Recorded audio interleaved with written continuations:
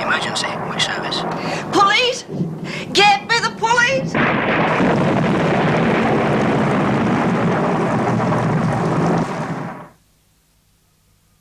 Not so fast, you nincompoops.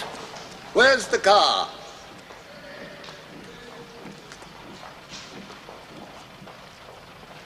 What are you gaping at? I should like to thank you for all your care and kindness. In the whole of my life, I've never been so miserable. Well, I wish you all good day, I hope forever. Come along. What's keeping us? I didn't know he was being discharged today. Discharged? He's been expelled. There goes the old fox at last. What a beautiful sight. Goodbye, Sir Wilfred. Bye. Bye.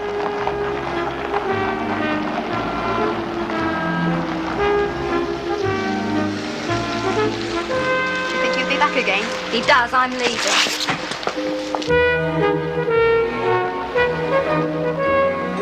Oh my, what a miserable adorable day. Just perfect for your homecoming. You know, I always say it's worth having the rain just to appreciate the sunshine when it comes. Oh, tell me, is there too much draught? Shall I shut the window? No, just shut up, will you? Now you're being naughty again, Sir Wilfred. We must keep our spirits up.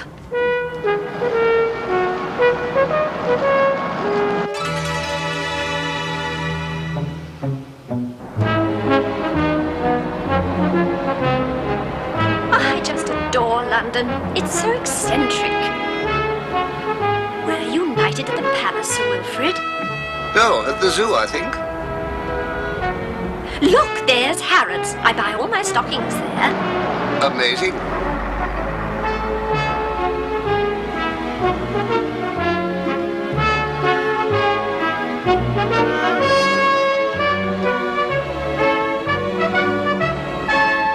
You know, I almost married a law student years ago, but he caught pneumonia and went, just like that.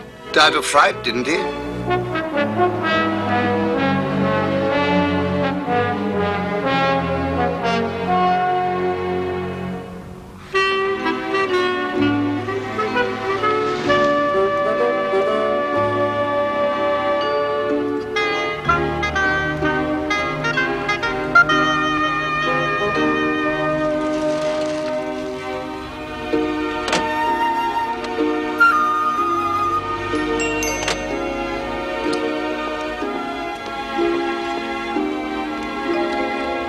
Careful now, Sir Wilfred. Remember, you've been flat on your back now for 2 months. Oh, stand back, stand back.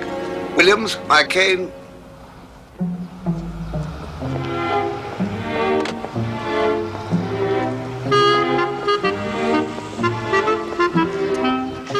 Here it comes. Me.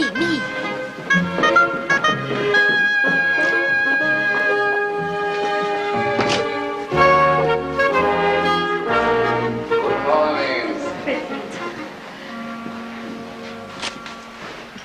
Thank you. Everyone back to work. What's the matter with you? Well, I was afraid after your heart attack that... But here you are, your old self again.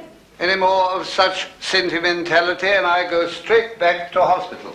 Not likely. They won't take you back. Prince, I'll put those in water. Come along, Carter.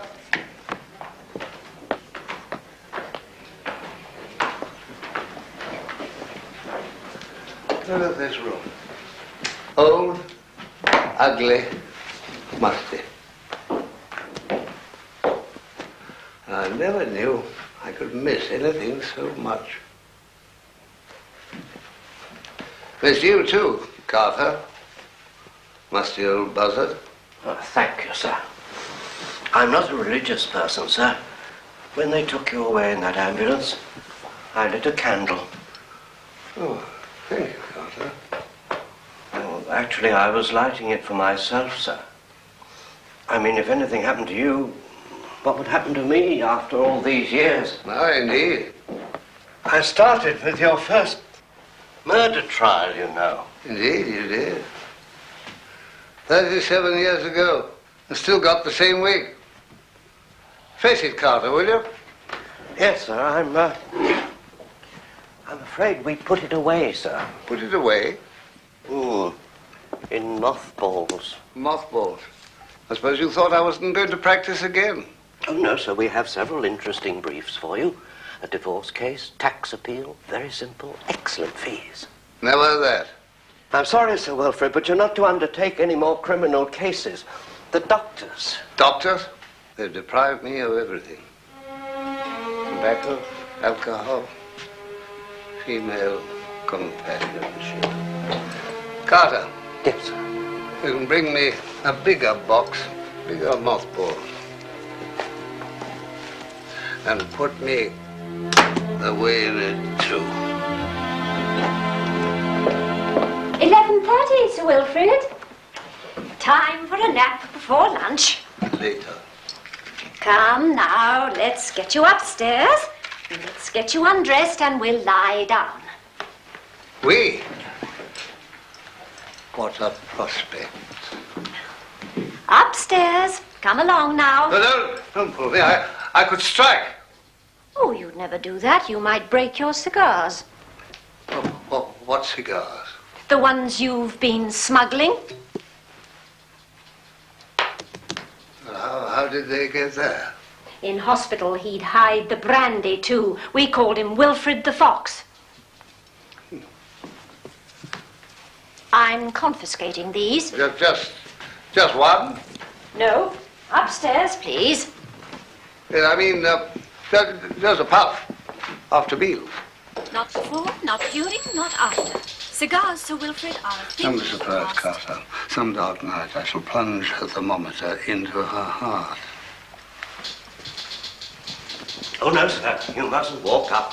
We have the lift now. That lift hasn't worked for a year. Indeed, sir. That's why we had it repaired for your return.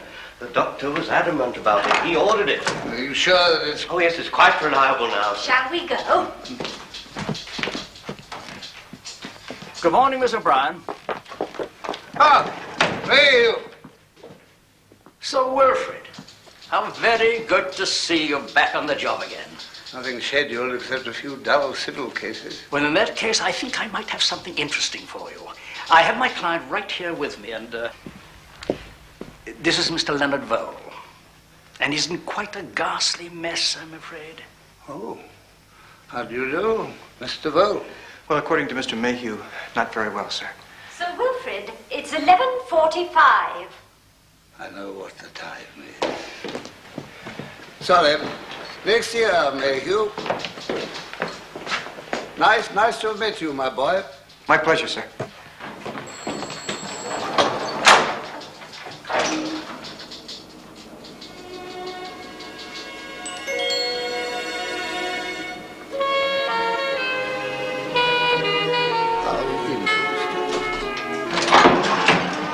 Here we are. Now come along, Sir Wilfred.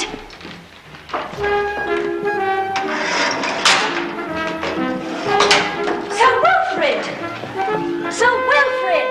Sir Wilfred! Well, he's convalescing. He really can't accept any case of a criminal nature. The doctor has requested all of us to see Dr. Gentlemen. Sir Wilfred... It's all right, Carter. We're not taking his brief. But May was an old friend. I'm sure he could do with some advice. Oh. Yes, well, I could give you 5 minutes, couldn't I? Well, that's very kind of you, Sir Wilfred. Oh, no, Mayhew. Just you and I, please. Thank you. Sir Wilfred! Your nap! You go ahead and start it without me. This is your fault, Mr. Carter. How can you say that? I told you... Excuse me, but if it's anyone's fault, it's mine. It seems silly to me now, but Mr. Mayhew thinks that I might be arrested at any moment. For what? Well, for murder.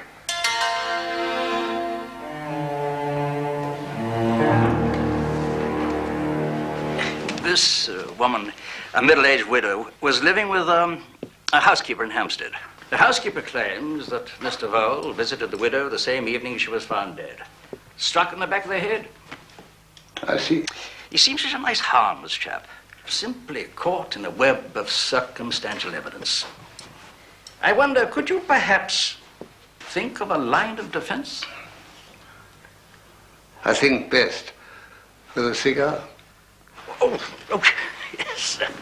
Yes, of course. He's a man of good character, an American with an excellent war record. I know you'll like him. She's confiscated the matches. They're right. Oh, sorry. I'll get you one. No. You don't know, Miss Plimsoll. This will take all our cunning.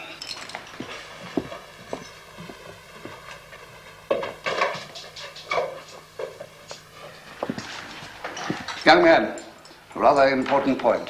If you could just join us for a moment. Of course, sir.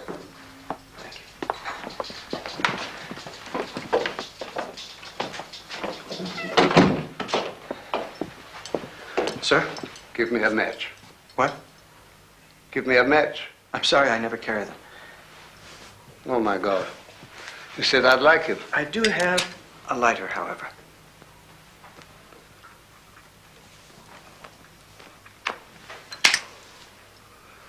charming fellow. Mr. Vole, you may or may not have murdered a middle-aged widow, but you saved the life of an old barrister. Well, it's all so fantastic. I haven't murdered anyone. My God.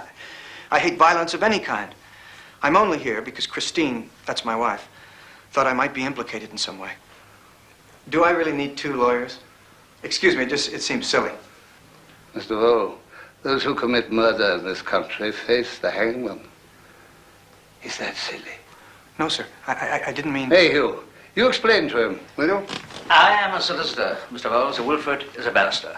And only a barrister can plead a case in court. The fact is, I made a statement to the police. They seem quite satisfied. They seem satisfied. He made a statement and thinks that's the end of it. You are a principal suspect. Why? Why should I be arrested for something I haven't done? Relax, Mr. Vole. You are now in the hands of the finest barrister in London. Hey, Hugh, I may have taken your cigar, but I'm not taking your case. Hold that, will you? I submit we call for Mr. Brogan Moore. A very able man. Oh, Carter, ask Mr. Brogan Moore to come to me as soon as he leaves the court. Yes, sir. Sir Wilfred, I have never known such insubordination since I was a nurse in the front lines during the war. Oh, thanks very much. What sort of work do you do? Well, I worked at all sorts of jobs.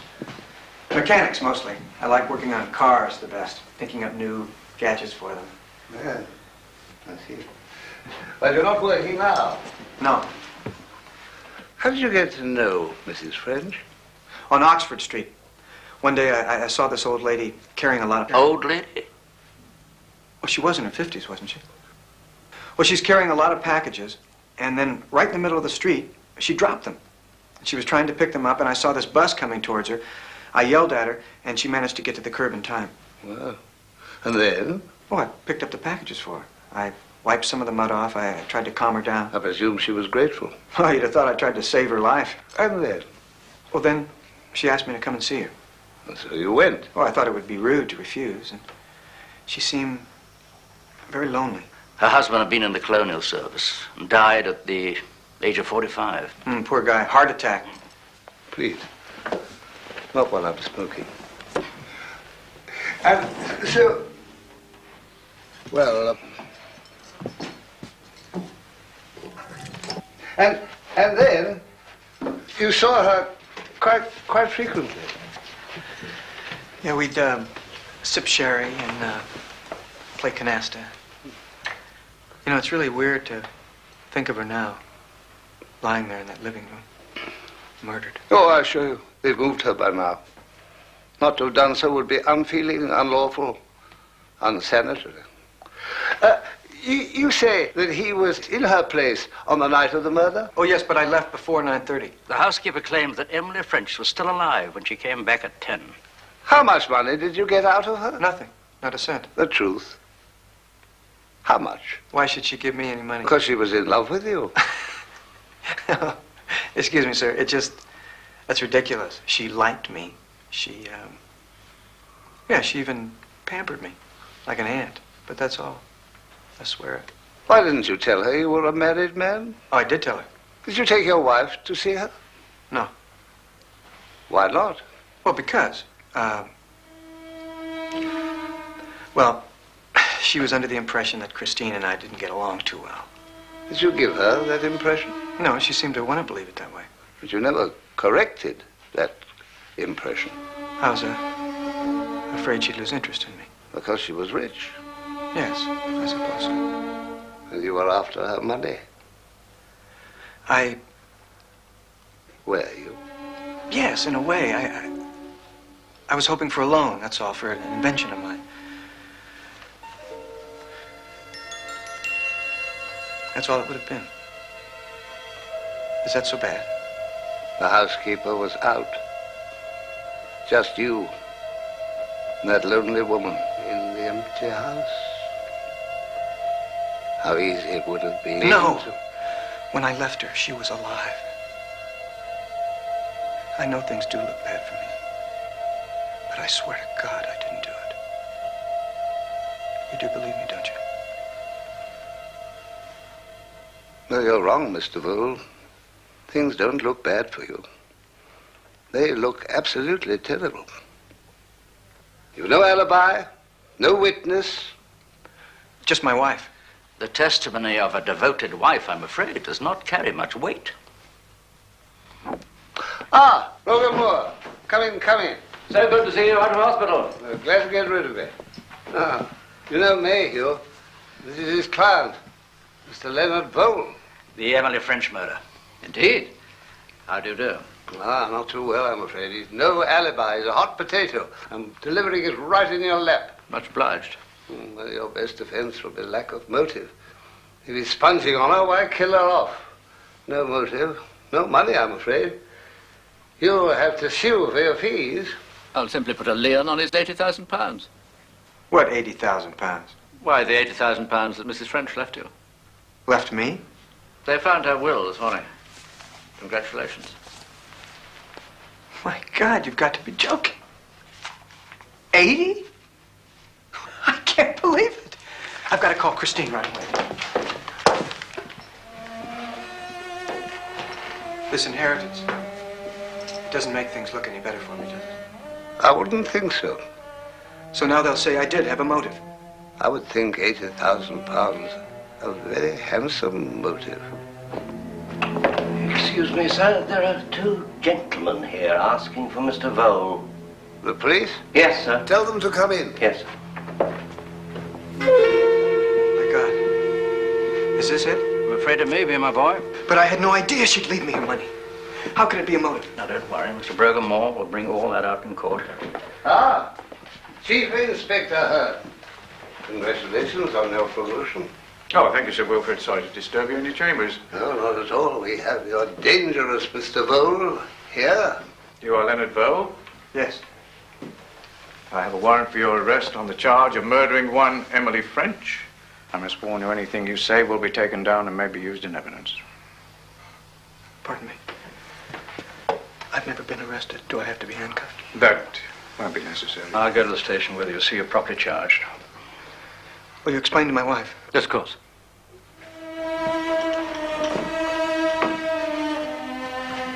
I can't believe this is happening.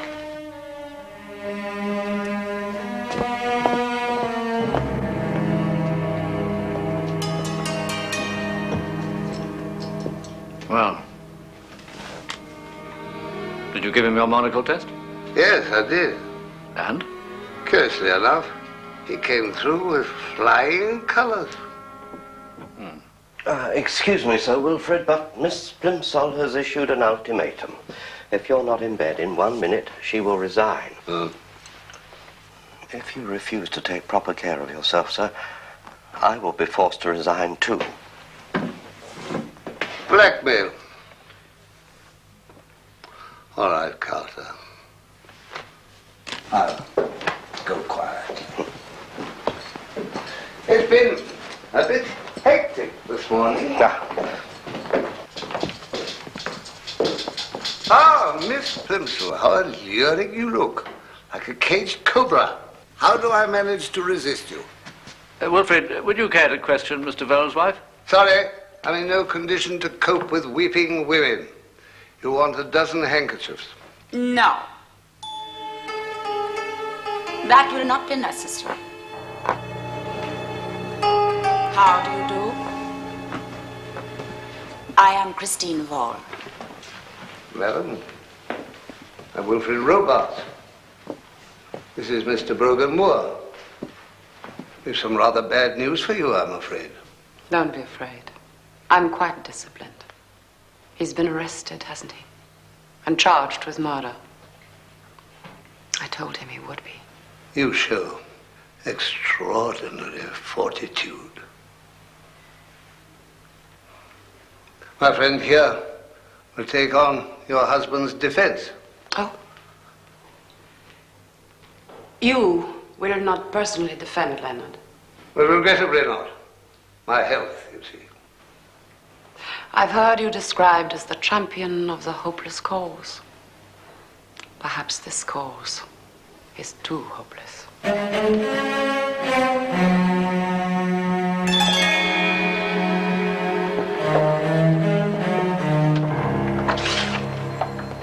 Sir Wilfred?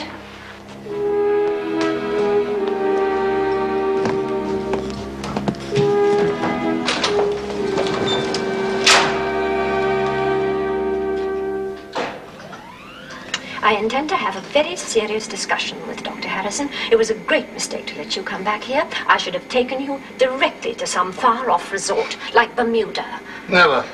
You just want to see me in those nasty little shorts. Now, put these on, if you please. Both tops and bottoms. I'll make your bed. I must say, I feel rather sorry for Mr. Vole. That wife of his sounds absolutely horrid. Oh, foreigner. I think English girls are so much more caring and sensible. My mother, I come from Dorset. My mother used to say that no self-respecting Dorset man would ever dream of marrying a foreigner.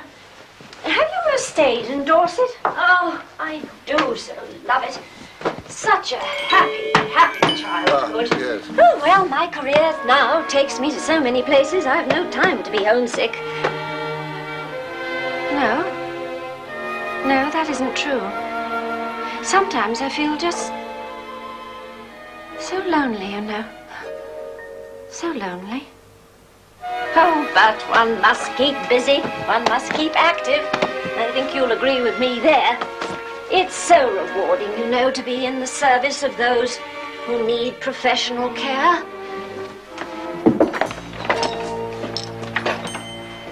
Do you like fish? All of us must do what we do best in this world. And so I remain content. Sir Wilfred. To the club, Williams. Yes, sir.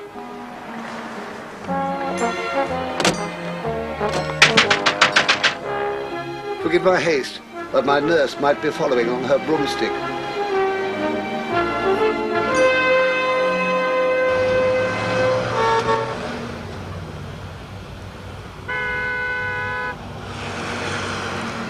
You must understand, Mrs. Vole, that your husband's entire defense depends on his word and yours. Unfortunately, a jury is often skeptical of a man accused of murder, supported only by the word of his adoring wife. Always. Indeed. He's quite right. Oh, I say, aren't these beauties? Yes, Well, no, you go on, my dear fellow. Question this charming lady. I won't interrupt you. Yes, well, I take it, then, that you knew that your husband had been seeing Mrs. French regularly. I knew it from the day he came home with a pair of green socks she had knitted for him. See? A pair of socks. Well, it's quite natural. Almost endearing. Leonard can be very endearing. He has a way with women. I only hope he will have an all-woman jury. He will be acquitted in triumph. You knew she'd left him money in her will? A great deal of money. Your husband had no previous knowledge of this? Is that what he told you? Surely not suggesting anything different. I do not suggest anything. Quite obviously, Mrs. French looked upon your husband as a son or a nephew. My God, what hypocrites you are in this country. Oh, I'm sorry if I shocked you, Sir Wilfred. No, not at all. Please go on.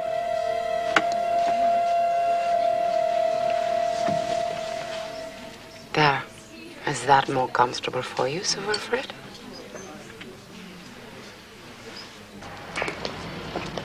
Hope you don't mind this. Doctor said I should take a stroll twice a day. I don't mind in the least, but I don't see what more I can tell you. Well, let's go back to the night of the murder. Your husband came home before 9:30. Is that correct? Is that what he said? Yes. Then it is correct.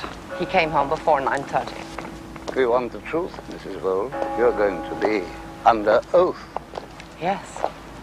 The truth and nothing but the truth.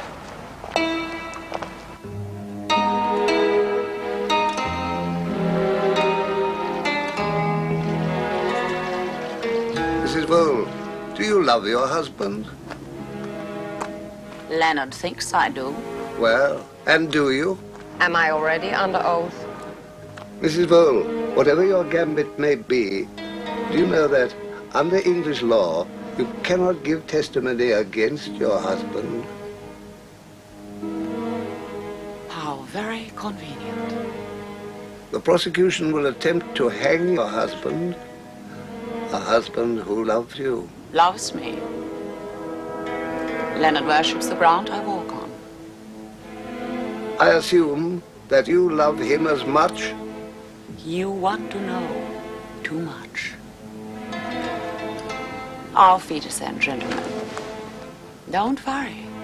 If Leonard needs an alibi, I shall be very convincing. There will be tears in my eyes when I speak.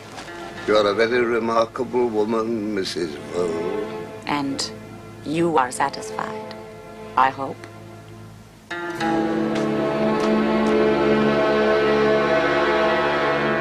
I'm damned if I'm satisfied. I want your honest appraisal. Do you think Leonard Vole is innocent? I don't know. I'm sorry, but of course I'll do my very best. Oh, you needn't concern yourself.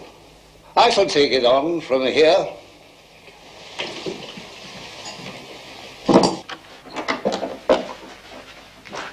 Sir Wilfred,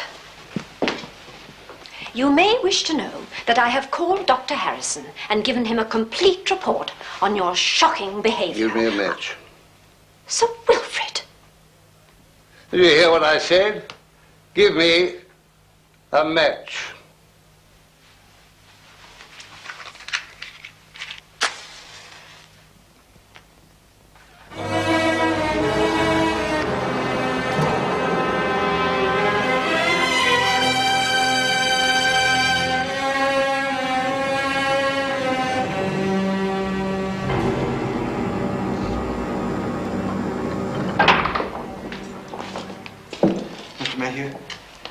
Sir Wilfred, I want you to know how grateful I am, sir, that you are going to represent me. Well, I struck a bargain with my doctors. They let me go on with the case if I go out for 6 months to Bermuda. Thank you, sir.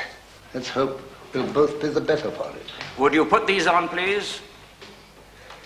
What for? Because these are the clothes you wore on the night of the murder. We'll circulate a photograph and hope that a witness might have seen you leaving Mrs. French to verify the time. By the window, please. We really need this. Hat, please. My wife knows what time I came home. One more in profile, please. I just can't understand why Christine hasn't come to see me. It's been over a week. I'll pick up the negatives later, thank you. Right. Now, wait just a minute. Are you keeping something from me? Is Christine all right? All things considered, Mr. Vole, I think your wife's taken it very well. It must be damn tough on her. We've never been separated before. Not since we first met. Was that in Germany? Right. I was with the Air Force stationed outside of Hamburg. I met her in a nightclub. She was waiting on tables and hoping to land another job, acting in the theater. You brought her over here? Yes. I rented a flat on Earl's Court Road. And when she saw it for the first time, she was so happy, she just broke down and cried. Heartwarming. She lost all her family in the war. I'm all she has. Oh, yes, yes. I understand that. You don't really know how she feels about me, but you'll find out when she testifies. Mr. Beau, I'm not putting your wife in the witness box. Why not? She's a foreigner. The complexity of our language, prosecution might catch her out. We hear it may be Myers for the prosecution. We can't afford to take any chances. He's good? Formidable. Irritating man, Mr. Myers. I take great pleasure in beating him. Officer?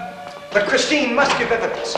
You must trust me, if only because I'm a mean, ill-tempered old man who hates to lose. Let us wish each other good luck. Sir Wilfred, you don't understand. I can't face this without Christine. I need her. Without her, I'm sunk. You understand? It's really rather touching the way he counts on his wife. Like a drowning man clutching at a razor blade.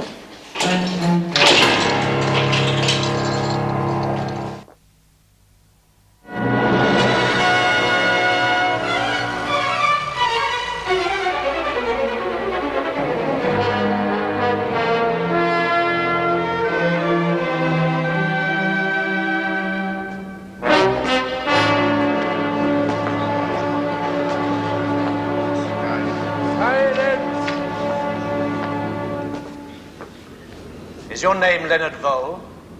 Yes. You are charged on indictment that on the 14th day of September 1954, you murdered Emily Jane French. Vole, are you guilty or not guilty? Not guilty. Members of the jury, you are sworn to try this case on evidence. You must shut out everything from your minds except what takes place in this court. You may proceed for the prosecution, Mr. Myers. May it please your lordship, I appear in this case with my learned friend, Mr. Barton, and for the defense, Sir Wilfred Robarts and Mr. Brogan Moore. I trust we are not to be deprived of the learned and stimulating presence of Sir Wilfred this morning. My lord, may I assure my learned friend that Sir Wilfred is in the Old Bailey and will be in his seat shortly. You may proceed, Mr. Myers. Thank you, my lord. The facts in this case are very simple. Medical testimony will prove that Mrs. Emily French was murdered by a blow from a blunt and heavy instrument. It is the case for the prosecution that this blow was struck by the prisoner, Leonard Vole. This is ridiculous. Just a bit of nervous heartburn. Always get it first day of the trial. 2:40 over 1:30. You shouldn't be here at all. I should be in the courtroom. The trial's begun. Syringe, Mr. Pimsall. Now be a good, brave boy, Sir Wilfred. It may interest you to know that I am descended from a warrior family which traces its brave past back to Richard the Lionheart. You're to have a calcium injection daily, a tranquilizing pill every hour, and in case of a sudden pain or shortness of breath, pop one of those nitroglycerin tablets in the black box under your tongue, and I'll leave you some drops as well. That's enough, Doctor. The judge will be asking for a saliva test. We'd better get that thermos of cocoa with me. Helps me to wash down the pills. Let me see that, please. My learned patient is not above substituting brandy for the cocoa. Oh, it is cocoa. So sorry. Yes, take care of that, Carter. Now, Sir Wilfred, in the courtroom, you must avoid overexcitement. Watch your temper. Keep both your voice and your blood pressure down. Oh, it's all right, thank you, Doctor. I shall be quite safe with the pills and the cocoa. Come on, Carter. We therefore place the time of death at between 10 and 10:30 p.m. That is just before Janet Mackenzie called us. Was the severe blow to the back of the neck the cause of death? Yes, sir. Death was instantaneous, caused by one blow from a heavy and blunt instrument. No other signs of a struggle? No, sir. One blow. Would that indicate to you that the murderer had taken her by surprise? My lord, I'm taken by surprise that my learned friend should attempt to solicit from the witness an opinion and not a fact. Quite so. Mr. Myers, it seems that Sir Wilfred has joined us just in time to catch you on a point of legal procedure. Please rephrase your question. My lord, I withdraw the question. Did you say the room gave the impression that a robbery had taken place? Yes, a window was broken with glass on the floor and fragments were found outside. The fragments outside, however, were not consistent with the window having been forced from the outside. So what you are saying is that someone had attempted to make it look as if the glass had been forced from the outside. Oh, that's the test. My learned friend is putting words in the witness' mouth. If he answers his own questions, the presence of the witness will be superfluous. Quite. Don't you think so, Mr. Myers? Yes, indeed, my lord. Was any of the lady's property missing? Nothing, according to the housekeeper. Is it not your experience, sir, that burglars usually burgle when they break into a house? Yes, sir. Do you produce a jacket, Inspector? Yes, sir.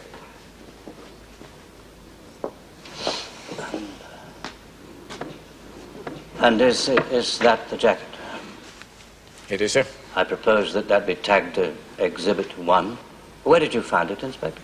It was found in the prisoner's flat. I handed it to our lab to test for bloodstains. And did you find bloodstain? Oh, yes, sir. Though an attempt had been made to wash them out. What tests did the laboratory make? First, to determine that stains were human blood, and then to classify the group or type. And were the stains of a particular type? Oh, yes, sir. They were type O. Did you test the blood of the dead woman? We did, sir. That was also type O. Thank you very much, Inspector. Inspector, is it not possible that a burglar might enter an empty house and then suddenly encounter Mrs. French and strike her, and then, discovering that she is dead, panic, flee without taking anything? Yes, sir. It's certainly possible. My lord, I must admit that it is entirely impossible to guess what goes on in the mind of an entirely imaginary burglar. You're quite right, Mr. Myers. Please let us confine ourselves to the facts, Sir Wilfred.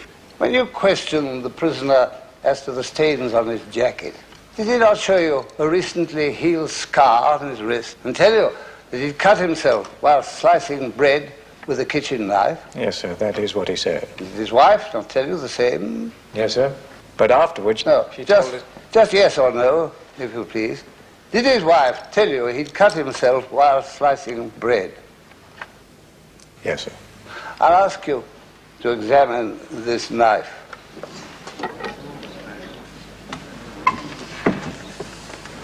Will you please test the edge with your finger? Oh, no, carefully now, carefully. Do you agree that that knife is razor sharp? Yes, sir.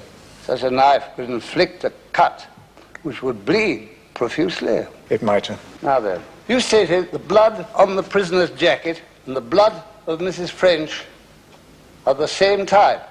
O. Correct. If the prisoner's blood should be of the same type, O, then the stains on his jacket might very well have resulted from the knife. Did you analyze the prisoner's blood? No, sir. I have a certificate. North London Hospital. Leonard Vole is certified to be type O.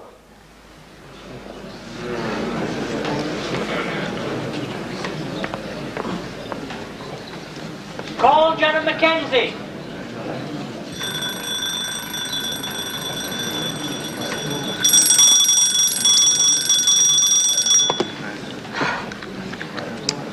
Silence!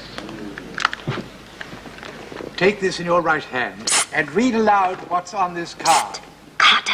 I swear by Almighty God that the evidence I shall give to this court shall be the truth, the whole truth, and nothing but the truth. Thank you, madam.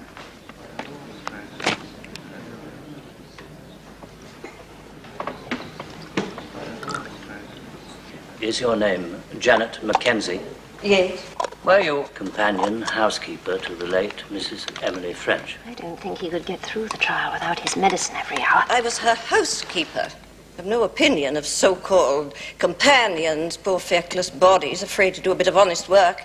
But you did know her very well. 10 years. She trusted me.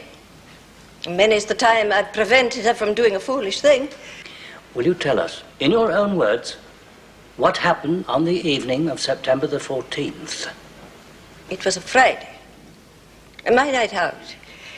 And I went off to see my niece, a 5-minute walk.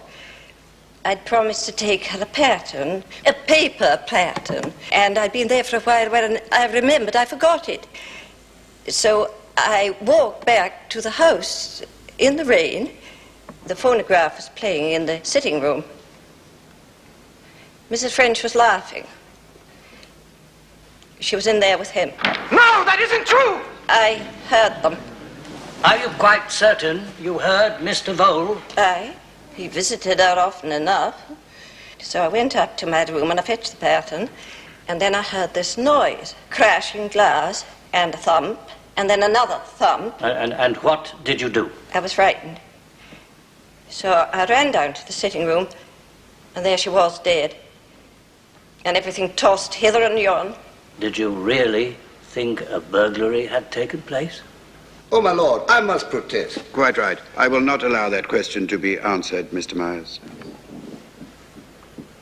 How much did you know about the prisoner? I knew he needed money. Not that he'd ever asked her for it. He was too clever for that. Were you aware that he was a married man? No, no, indeed, we were not. Janet! My lord, I must protest. What Mrs. French knew or did not know must be pure conjecture on the part of the witness. I will put it this way. You formed the impression he was a single man. Why? Well, the books she ordered about women who'd married men years younger than themselves, about Disraeli and his wife. I knew what she was thinking. I'm afraid we can't admit that. Why? Members of the jury, it is quite possible for a woman to read Disraeli without contemplating marriage to a younger man. Concerning her will. She had it revoked, the old one. And a new one drawn up. I heard her telephoning her solicitor, and so did he. He was right there. You actually heard Mrs. French discussing her new will with him? Yes. He was to have all of her money. No one else meant to her what he did. When did this take place? September the 8th. It was a week to the day before she was murdered. Thank you. That concludes my examination.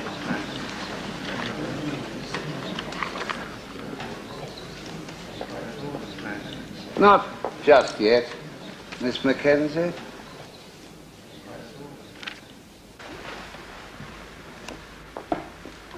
You've given us testimony about two wills. In the old one, who was to receive the bulk of Mrs. French's estate? I was. And in the new one, only a small annuity for you, and the rest to the prisoner Leonard Vole. A wicked injustice if he ever touches a penny of that money. I can quite understand if you feel antagonistic to the prisoner. Me? Antagonistic? He's a shiftless, scheming rascal, but I am not antagonistic to him. His friendship with your mistress cost you the bulk of her estate. I never liked him. Your candor is most refreshing. You say you heard them on the night of September the 14th. What did you hear them say? They were laughing. What did the prisoner say? Just laughing. Quite sure about that, are you? Aye. The door was closed. Open. It was open a wee crack. She passed the door quickly? Well, long enough to hear. Oh, come, Miss Mackenzie. I'm sure you don't want to suggest to the jury that you were an eavesdropper. It was him. I know it. But did you see him? Did you actually see him? Her. What? I could see her, but I knew he was there. Why? Because you heard him? Yes. Under the National Health Insurance, Miss Mackenzie, did you apply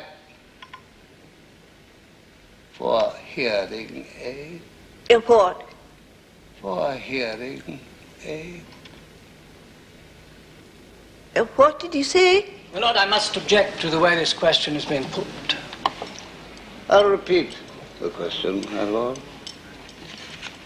I asked you in a normal tone of voice, audible to the open court. Did you apply to the National Insurance for a hearing aid? Yes, I did. Did you get it? Not yet. And yet you state that you could hear the prisoner's voice in a room beyond. What? No more questions, my lord. Perhaps you could help me, your lordship. I applied for the hearing aid over 6 months ago, and... My dear Miss Mackenzie, considering the rubbish being talked about these days, You have not missed anything.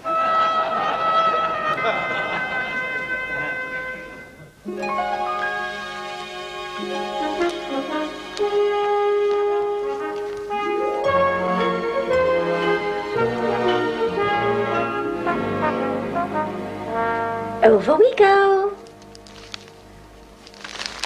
And now, if it please your lordship, I should like to call upon our final witness for the prosecution, called Christine Helm. Call Christine Helm. Call Christine Helm.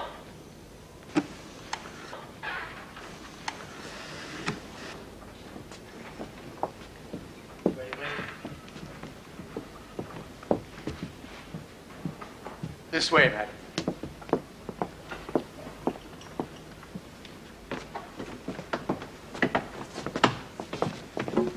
Please remove your glove, madam. Take this in your right hand and read aloud what's written on this card. I swear by Almighty God that the evidence which I shall give shall be the truth, the whole truth, and nothing but the truth. Thank you, madam. My lord, I should have thought it only too obvious to point out to this court that the witness summoned here by the prosecution is the wife of the prisoner, Leonard Vole, and therefore... My lord, I must call my learned friend's attention to the fact that I summoned Christine Helm, not Christine Vole. Your name is, in fact, Christine Helm. Yes, Christine Helm. And you've been living as the wife of the prisoner, Leonard Vole. Yes. Are you actually his wife? No. We went through a form of marriage in Hamburg, but I already had a husband living somewhere in East Germany. He is still living today. But you never told Mr. Vole. It would have been stupid to tell him. He would not have married me, and I would have been left to starve over there in the rubble. Thank you. My lord, there is proof of a marriage between the witness and Leonard Vole. There is no proof whatsoever of an alleged previous marriage. My lord, the alleged previous marriage is extremely well documented. I have a certificate. Mrs. Helm, is this the certificate of your marriage to one Otto Ludwig Helm, the ceremony having taken place in Breslau on April the 18th, 1942? Yes, this is the paper of my marriage. I would like to see that certificate. Having had the benefit of Sir Wilfred's opinion, you may proceed, Mr. Myers. Thank you, my lord. Mrs. Helm, are you willing to give testimony against the man you have been calling your husband? I am willing. In the night in question, you stated to the police that your husband returned home before 9:30. Did he in fact return home before 9:30? No. He returned at 10 minutes past 10. Christine! What are you saying? That's not true. You know it's not true. As your counsel will tell you, Vole, you will very shortly have an opportunity of speaking in your own defense. Now then, Mr. Vole returned at 10 minutes past 10. What happened next? He was breathing hard, very excited. He took off his coat and looked at his sleeves. They had blood on them. Gone. I said, "What has happened?" And what did the prisoner say to that? He said, "I have killed her." Christine! Why are you saying these things? Why are you lying? Silence! Oh, she's awful, that one. I've known it all along. Sir Wilfred, would you like me to adjourn for a few minutes? Your lordship is most gracious. But pray, let the witness continue. We're all of us so caught up in the suspense of this horror picture. To have to hear it in installments might prove unendurable. Proceed, Mr. Myers. Thank you, Lord. Mrs. Helm, is it true that you told the police that the prisoner returned home before 9:30? Yes, because Leonard wanted me to say that. But you've changed your story since then. Why? I cannot go on lying to save him. He married me, and I was grateful to him for getting me out of Germany. Always. What he has asked me to do, I have done because I was grateful to him. But not because you loved him. No. I never loved him. So it was out of gratitude to the prisoner that you gave him an alibi in your statement to the police. Yes. Now you feel you were wrong to do so. It is murder. That woman was a harmless old fool. But I cannot be an accomplice to murder for him. I cannot do it. I will not do it. So this is the truth. He returned home after 10 with blood on his sleeves, saying, I killed her. That is the truth. That is the truth before God. That is the truth before God. Thank you.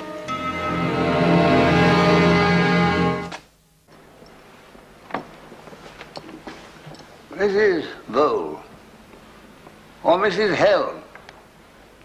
Which do you prefer to be called? It does not matter. Oh, does it not? In this country we're inclined to take a rather more serious view of marriage.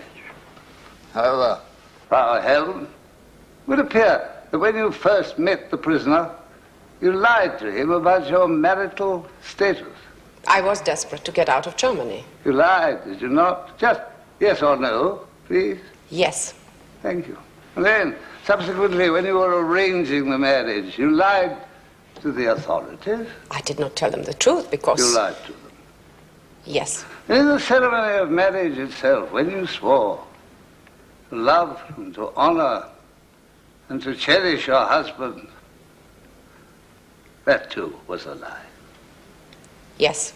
And then, when the police questioned you about this wretched man who believed himself married and loved, you told them... I told them what Leonard wanted me to say. You told him that he was at home with you by 9:30.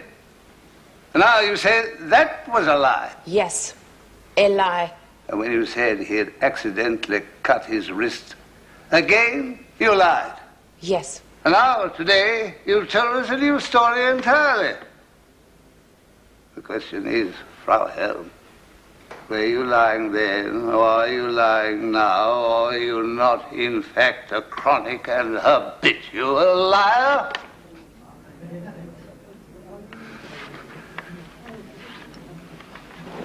The other pill under the tongue. My lord, is my learned friend to be allowed to bully and insult this witness in this manner? Mr. Myers, this is a capital charge.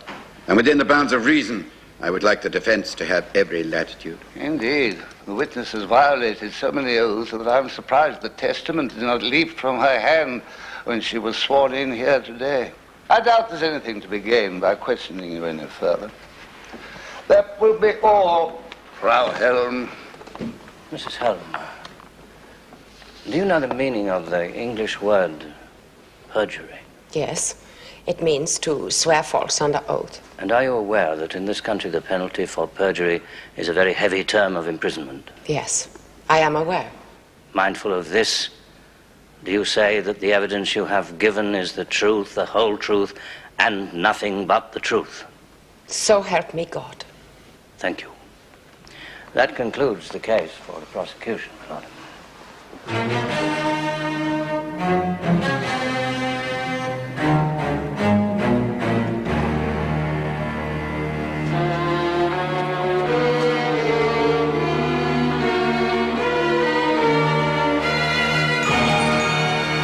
Sir Wilfred, are you ready for the defense?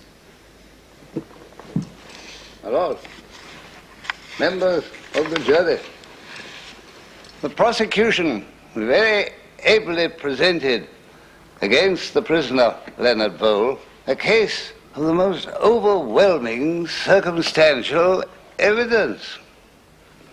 You've heard the evidence of Janet Mackenzie, a worthy and devoted housekeeper, who suffered two most grievous losses. First, the death of her beloved mistress. And second, from being deprived of an inheritance of £80,000, which she had fully expected to receive. May I express my sympathy to her on both these mishaps.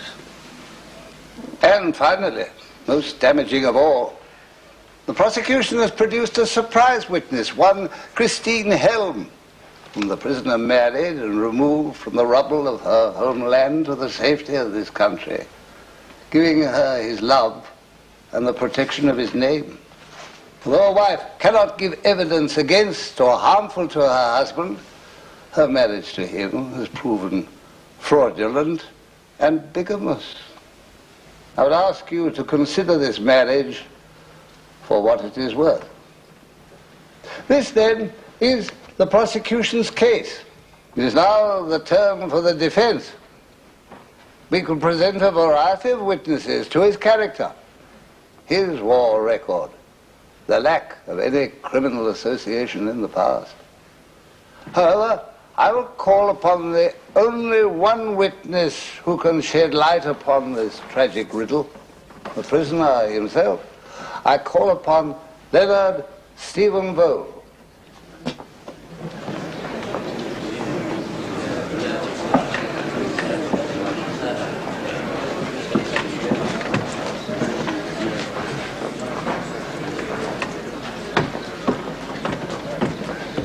Silence! Take this in your right hand and read aloud what's written on this card. I swear by Almighty God that the evidence I shall give will be the truth, the whole truth, and nothing but the truth.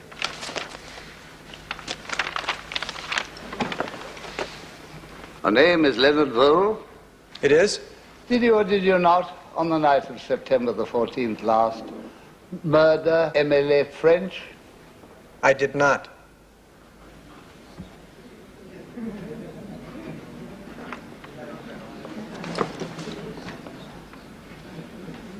Silence! Have you, in fact, concluded your examination of the witness, Sir Wilfred? My lord, the prisoner has now endured 3 days of the most profound mental agony and shock. The defense feels his faculties should be spared for the cross-examination.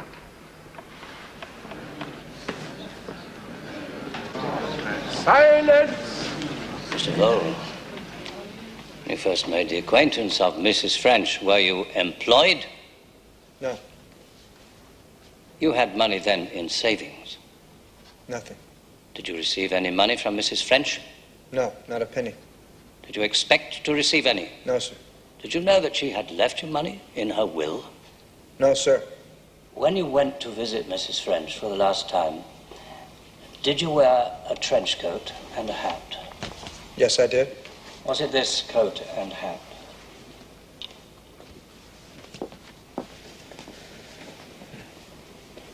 Yes. My lord, the defense circulated this poster in the hope that a witness would come forth who had seen the accused leave Mrs. French's house at the time stated. Unfortunately, the effort was without result. However, the defense will be pleased to hear that a witness has now come forward who saw the prisoner wearing this hat and this coat. Lamentably, it was not on the night of the murder, but exactly 1 week before. Were you or were you not in a travel agency in Regent Street on the 8th of September, inquiring about schedules and prices of foreign cruises? What if I were? That isn't a crime, is it? Oh, no, certainly not. Many people go on a cruise if they can pay for it. But you couldn't pay for it, could you, Mr. Vole?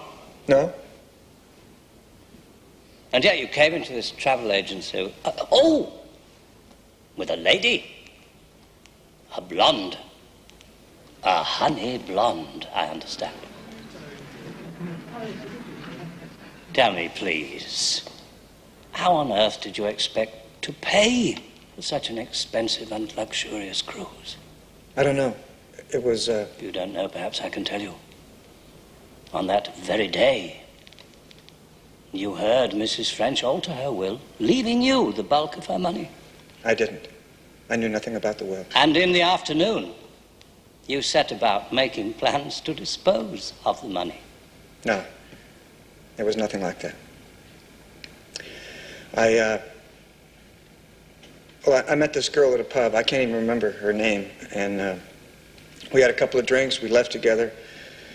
We went past this display window, and there were posters of blue seas and palm trees, and we went in. Man gave me sort of a funny look because I was dressed a little shabby, and it irritated me, so I kept asking for the swankiest tours.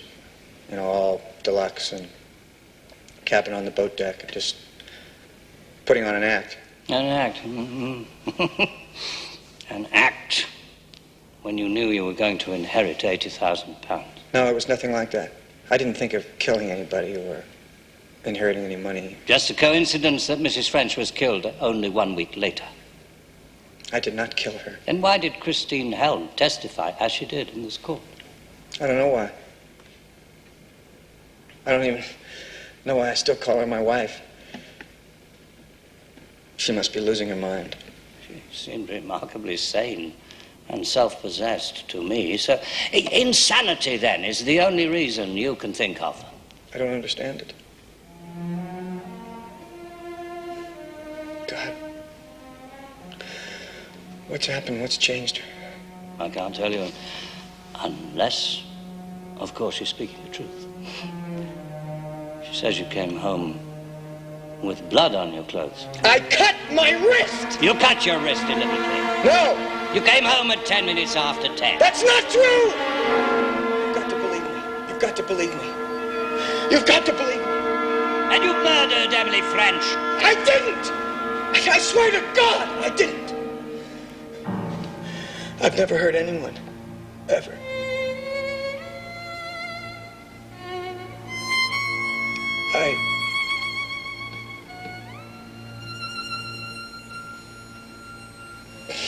Oh, God. It's a nightmare. It's some ghastly, horrible nightmare.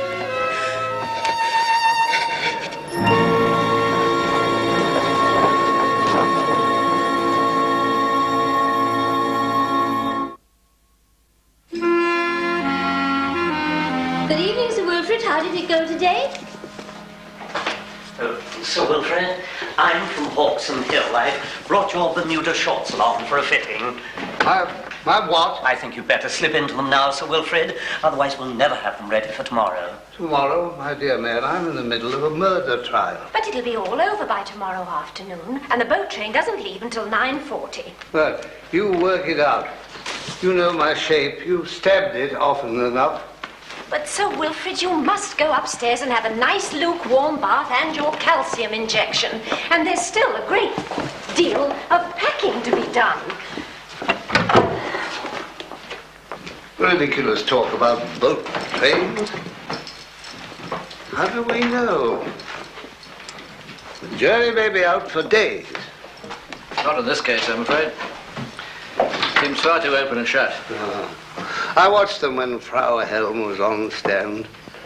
They didn't like her. True, they didn't like her, but they believed her. They liked Leonard Vole, but they didn't believe him. I must say that travel agency business with Blonde didn't help matters. Cigar, Wilfred? Wilfred, do you think she lied? Do you? I don't know. I'm not sure. Well, I am. She lied. The only question in my mind is why? What's her game? What's she up to? Why? Sir Wilfred, I hope that in your final speech tomorrow you won't let yourself get too emotionally involved. You must think of your physical condition. He's right. I want to see you save yourself. This isn't going to be your last case. Yes, it is. But till it's over, I'm still a barrister, and my client's life's at stake. That's all that matters, his life. He's a right to expect the best that I can give. If I can't stand up to make my last plea for him, I'll make it sitting down. And if I feel out of breath, I'll take a pill. I'll take 2 pills. I'll take the lot. And the box as well. Yes? Sir Wilfred Robarts' office. You have? Put him on. Well, who is this? None of your business. I've got something here to sell him. No, I'm sorry, but The Leonard Vole case. Leonard Vole? I've got the goods Just a moment. There's a woman who says that she has the goods on Mr. Vole's wife. Wilfred Robarts here? Meet me on Tilby Street, by the docks, number 27. 7th floor. Oh, wait an hour. Bring plenty of money. And come alone. Who is it?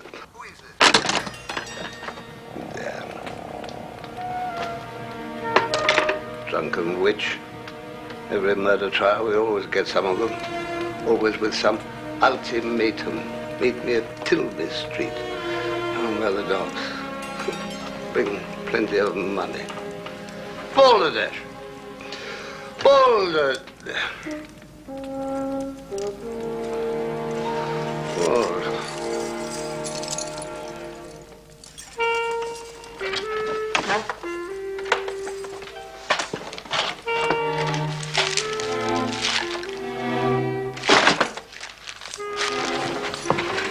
I'm not going on some wild goose chase in my condition just because some drunken harridan. Sir Wilfred, You're coming with me, Mayhew.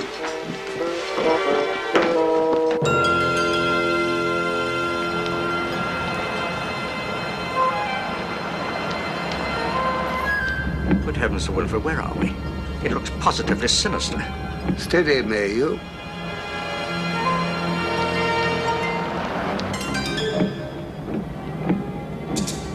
Here we are, Williams. Slow down. I don't like this. I don't like this at all.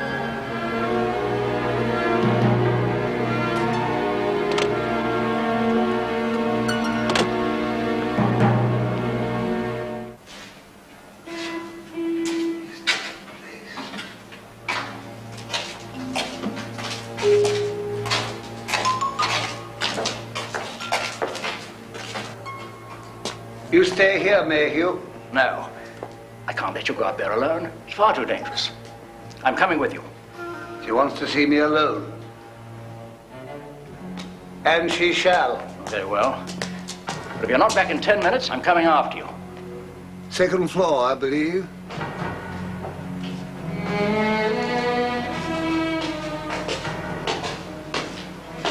Careful, old friend. Stay calm.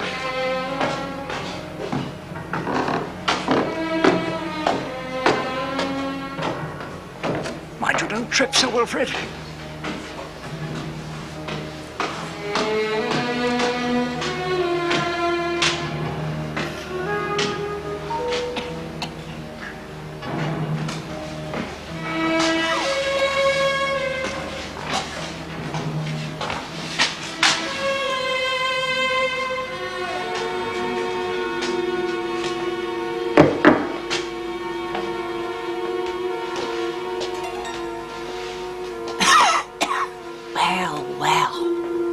Sir Wilfred Robarts. Who are you? Never you mind. I wouldn't have recognized you without your wig. You look lovely in them wigs, you do. Thank you. Would my gentleman friend care for a drink? No, thank you. What have you got for me? Letters. That's what I got. Letters. That wife of his wrote. You mean letters written by Christine Vole to her husband? Her husband. Don't make me laugh. Poor ruddy chump. He's been took in good and proper, he has. And these letters prove. I see them. You can see one. And then I wants me money. £100. £100? Take it or leave it. All right. Little beauties. You see.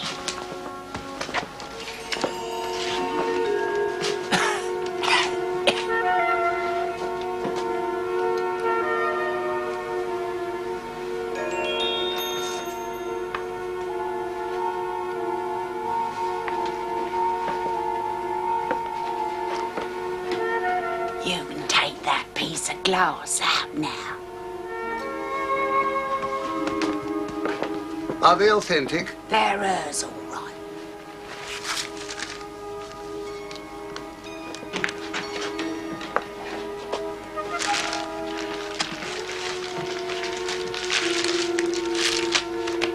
Where did you get these? What difference does it make?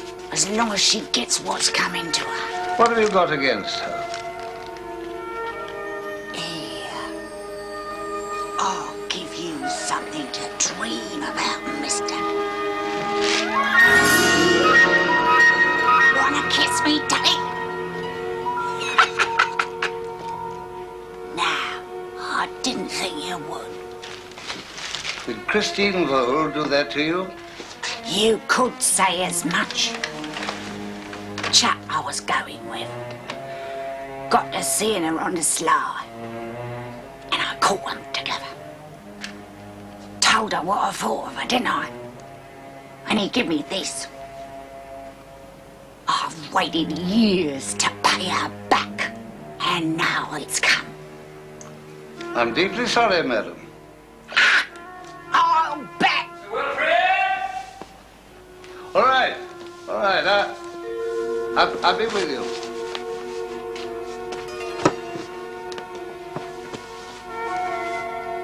Madam, I'll drink your whiskey now.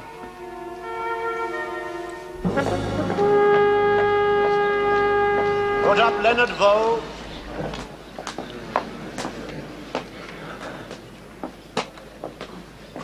You may sit down. Since the defense has called but one witness, it has the right to be heard last. Therefore, Mr. Myers, if you are ready, let us have the final speech for the prosecution. Lord, members of the jury, I believe the only conclusion to be drawn in this case is a verdict of guilty against the prisoner. I will now, in the course of... I think you had better begin again, Mr. Myers. That is, if Sir Wilfred is at all interested in our proceeding. Well, I am, indeed. And I now ask for the case for the defense to be reopened. I'd like a witness to be recalled. My lord, I must strenuously protest. Evidence of the most startling nature has come into my possession only last night. The course my learned friend proposes to take is quite unprecedented. I anticipated my friend's objection, and I'm prepared to meet it with ample precedent. Case of the Crown against Stillman, on page 463, 1926. Appeal case. Also, the Crown against Porter, August 11, 1930. Winchester, besides it on page 231. And further, the case of Sullivan. I'm sure your Lordship will remember it, since you appeared for the prosecution. I did. Yes. Oh. Yes, I'd recall now. What is this new evidence you have, Sir Wilfred? Letters, my lord. Letters from Christine Hell. My lord, the prosecution continues its objection. If my memory serves me right, in the case of your own objection in the Crown versus Sullivan, your objection was upheld. Your memory, for once, serves you ill, Mr. Myers. My objection was overruled at the time by Mr. Justice Swindon, as yours is now by me.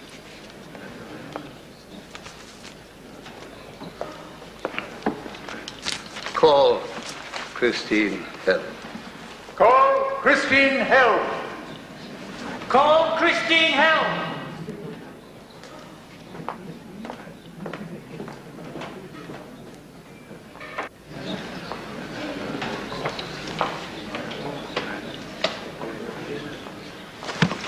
You've still got your doubts about Vole. I don't mind betting you a very small box of cigars. Mrs. Hell, you appreciate that you're still on oath. Yes. Do you know a man named Max? I don't know what you mean. It's a simple question.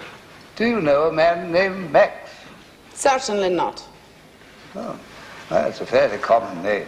Yet you mean you've never known a man by the name of Max? Perhaps in Germany, but that was a long time ago. I shan't ask you to go back as far as that. Just a few weeks. To September the 20th last. What have you got there? A letter.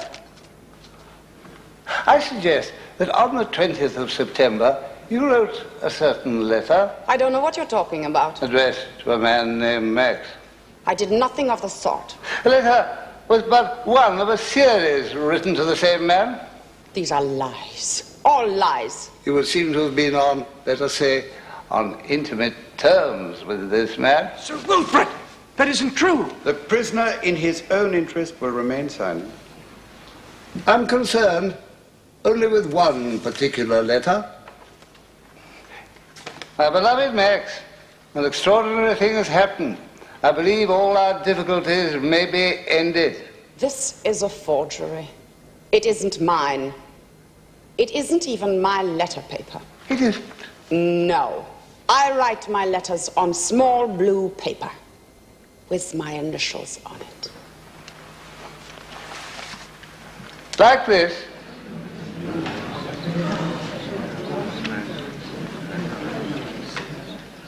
This happens to be a note from my tailor for a pair of extremely becoming Bermuda shorts.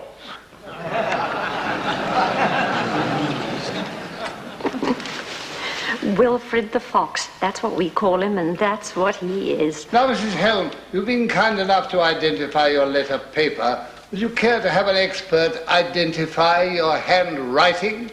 Damn you! Damn you! Leave her alone! Damn you! Mrs. Helm. Let me get out of here. Let me go! Mrs. Helm!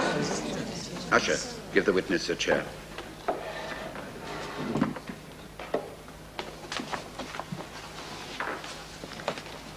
Sir Wilfred, will you now read the letter so the jury can hear it?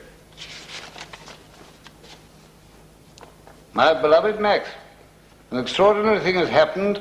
All our difficulties may soon be solved. Leonard is suspected of murdering the old lady I told you about. His only hope of an alibi depends on me. Suppose I testify that he was not at home with me at the time of the murder, that he came home with blood on his sleeves, that he admitted to me that he killed her. Leonard says he would never let me leave him. But if this succeeds, he will be leaving me. They will take him away forever, and I will be yours. I count the hours, my beloved, until we are together. Christine. Silence! Will you go back to the witness box, Mrs. Helm?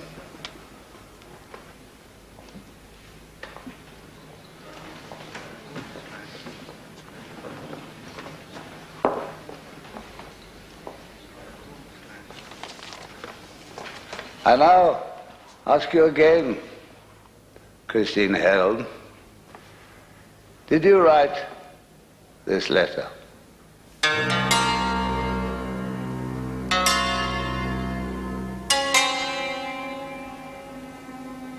Before answering, Mrs. Helm, I wish to warn you. If you have already committed perjury in this courtroom, I must advise you not to add to your crime.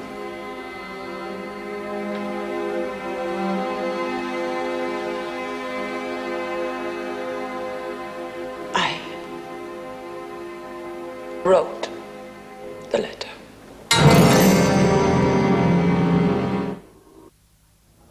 I keep asking myself, Sir Wilfred, which is the harder, your head or your arteries? Well, all I can say is you better stop chancing your luck. Well, we're all packed, Doctor. The luggage is in the car. Oh, I hope the jury doesn't take all afternoon. I concede. Congratulations. Not yet. Oh, come now, it's all over. Wrapped up neat and tidy. What's wrong? Everything. It's all just a little too neat, too tidy. And that's precisely what's wrong with it. You're not worried about the verdict, are you? It's not their judgment that worries me. It's mine.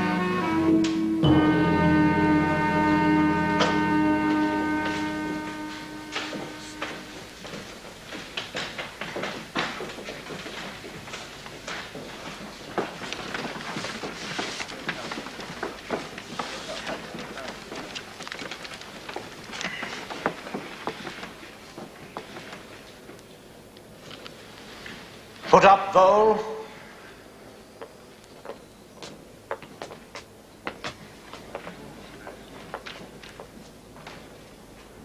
Members of the jury, are you all agreed upon your verdict?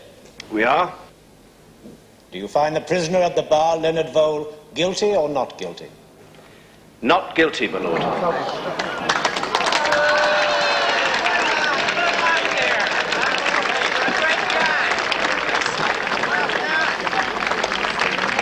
Silence! Silence!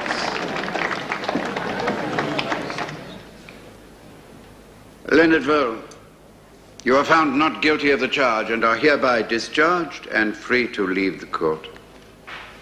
Be upstanding. All persons who have anything to do before my lords the Queen's Justices of the Central Criminal Court may depart hence. God save the Queen.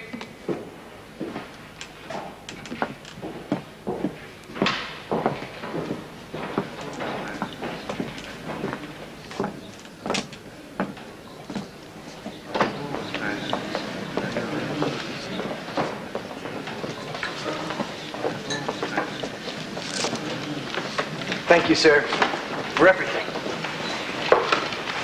You were wonderful. Let's say we were lucky all around. The warder has your belongings, sir. They'll take you to sign the papers, and they'll release you. Right. I'll go with you. I brought your hat and coat. Let's go quickly, before they change their mind. He's quite chipper, isn't he? Only an hour ago, he had one foot on the gallows and another on the banana skin. You ought to be pleased, Wilfred. Aren't you? Not yet. He was disposed of the gallows, but there's still that banana skin somewhere under somebody's foot.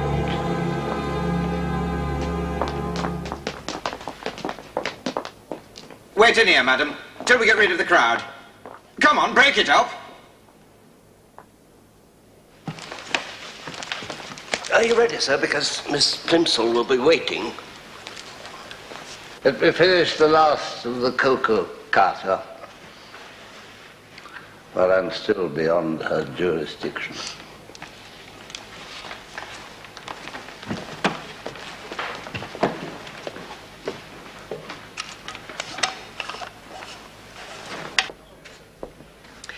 You British can get so emotional. I apologize for my compatriots. Oh, that's all right. I don't mind being pushed around or called names, but I do have a all run now in my nylons. In case you're not familiar with our prison regulations, no silk stockings allowed. Prison? Will I go to prison? Indeed, you'll certainly be charged with perjury, tried for it. And to prison you shall go. Well, it won't be for life, will it? If I were the judge, it would be. You loathe me, don't you? What a wicked woman I am. And how brilliantly you exposed me. The great Sir Wilfred Robarts did it again. Well, let me tell you something. You didn't do it alone. You had help. What are you driving at? Leonard is free. And we did it. We? We. You remember the first time I came to see you, and you told me that no jury would believe an alibi given by a loving wife, no matter how much she swore that her husband was innocent. That gave me the idea. What idea? The idea that I should be a witness. But not for my husband, no. For the prosecution. That I should swear that Leonard was guilty, and that you should expose me as a vicious liar. Because only then would the jury believe that my husband was innocent. So, now you know the whole story, Sir Wilfred. I'll give you something to dream about, mister. Wanna kiss me, Daddy? I suspected something, but never that. Thank you for the compliment. It is a long time since I was an actress. But I have never played such an important part. And all those blue letters? It took me hours to write them. to invent Max. There never was a Max. There never has been anyone but Leonard. Only Leonard. Oh, my dear. Why couldn't you have trusted me, worked with me truthfully, honorably? We would have got him off. I could not take that risk. You see, you thought he was innocent. You knew he was innocent. I understand. No, Sir Wilfred. You do not understand. I knew he was guilty.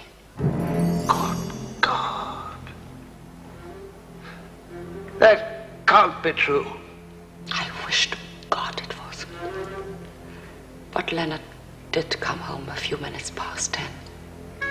He did have blood on his sleeves. And he did tell me that he had killed that woman. He pleaded with me. I knew only I could save him. You did save him. A murderer. Again, Sir Wilfred, you do not understand. I love him.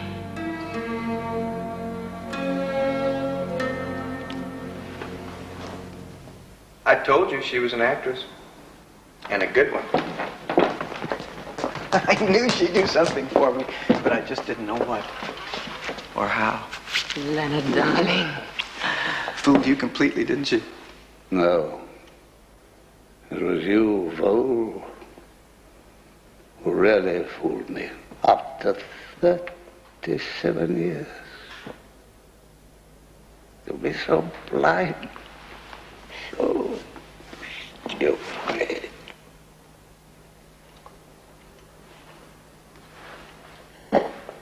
Easy.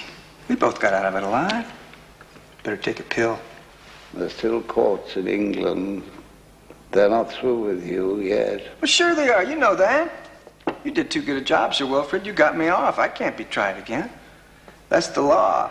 Somehow, in some way, you'll pay for this. I agree. Let's double your fee to begin with. And how about a new hearing aid for Janet McKenzie? And for you, my dear, £5,000 to pay for your perjury trial. That ought to get you off easy. Oh, thank God it's over. I could never go through that again. But now, I've got you back. Christine, I think that there's something really that we have to face, and the sooner the better. What? Well, what are you talking about? Yes. You and I, we've been pretending here all along. In the trial, I mean. For everyone. We don't want to pretend anymore. Not to each other. We've changed. We don't want to go back to the way things were.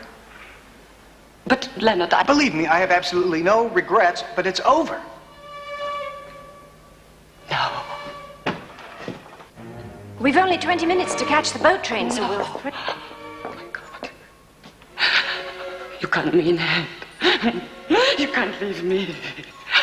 Not now. I saved your life getting you out of Germany. You saved my life here in this courtroom. Now we're even, right? Leonard, darling, how much longer are we going to have to stay here? I'm rather anxious to get out of this place. We'll be leaving in a minute. Oh! That's one of the few true statements that was made. You see, we did meet at the travel agency. Oh, dear God, please listen to me. I love you. Christine, let's not make it any worse. Or they might try you as an accessory. And you know what that means. Let them. I don't care what they do. Or if they must try me, let it be for murder.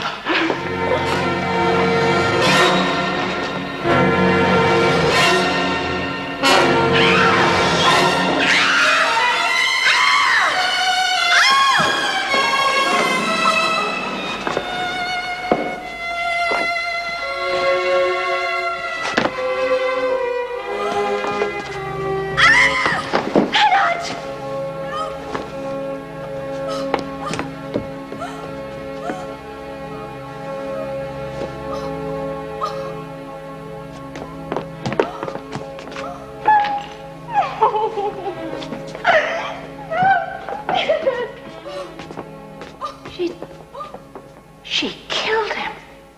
No. She executed him.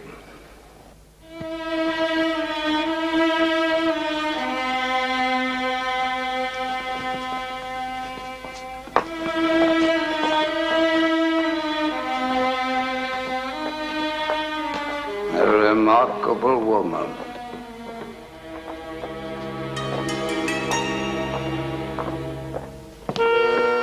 Better bring back the luggage and you can dismiss the car. We won't be leaving now, will we?